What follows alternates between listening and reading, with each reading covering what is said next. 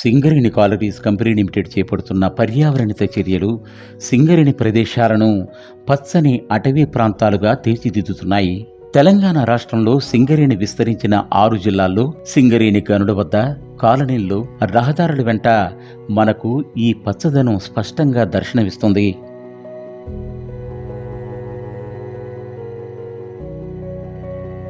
బొగ్గు గనులకు అనుమతులు ఇస్తున్న సమయంలో కేంద్ర అటవీ పర్యావరణ శాఖలు విధించిన నిబంధనలను తూచా తప్పకుండా పాటించడమే కాకుండా పర్యావరణ పట్ల తనకు గల ప్రత్యేక స్పృహతో సింగరేణి యాజమాన్యం అనేక చర్యలు చేపట్టింది.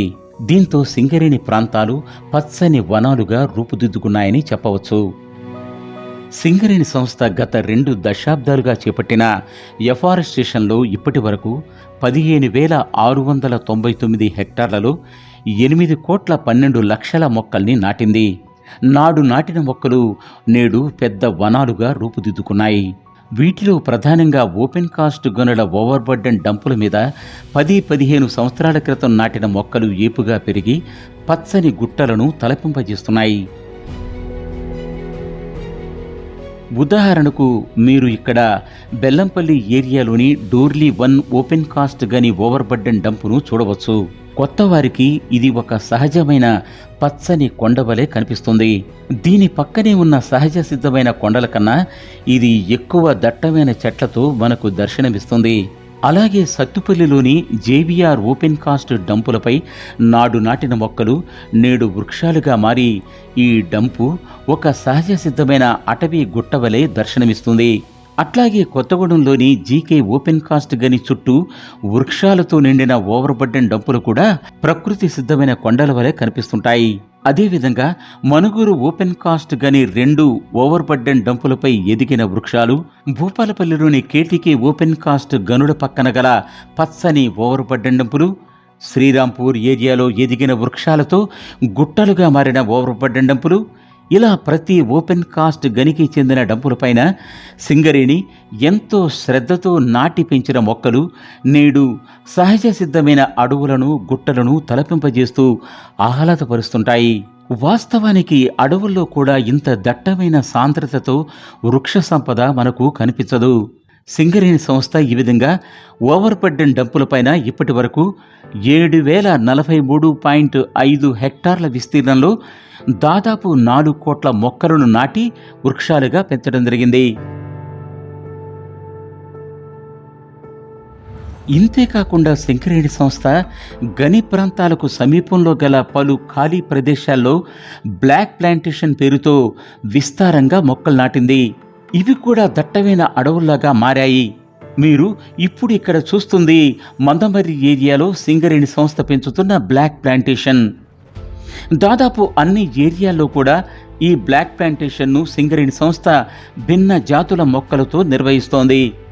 ఇప్పటి వరకు 7,916.5 హెక్టార్లలో సుమారు 4 కోట్ల మొక్కలతో సింగరేణి సంస్థ ఈ బ్లాక్ ప్లాంటేషన్లను నిర్వహిస్తోంది.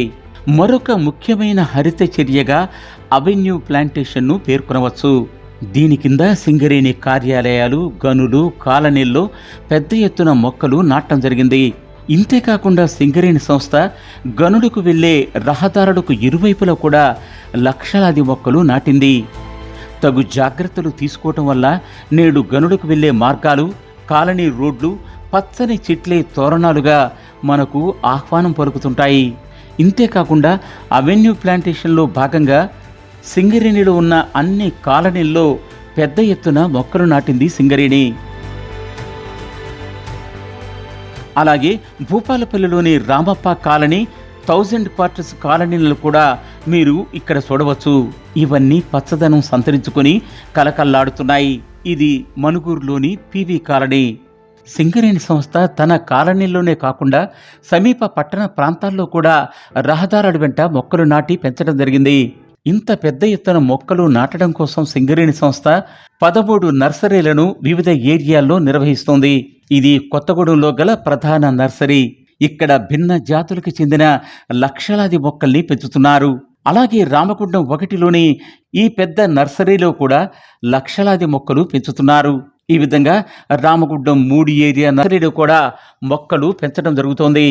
ప్రతి నర్సరీలో ఈ విధంగా అడవుల్లో దాదాపు కనుమరుగైపోయిన లేదా అంతరించిపోతున్న వృక్షజాతుల మొక్కల్ని ప్రత్యేక శ్రద్ధతో పెంచుతున్నారు.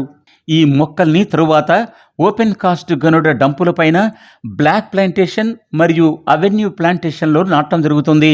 ఈ ఏడాది సింగరేణి సంస్థ 433.50 హెక్టార్లలో 30.51 లక్షల మొక్కల్ని నాటాలని లక్ష్యంగా పెట్టుకుంది.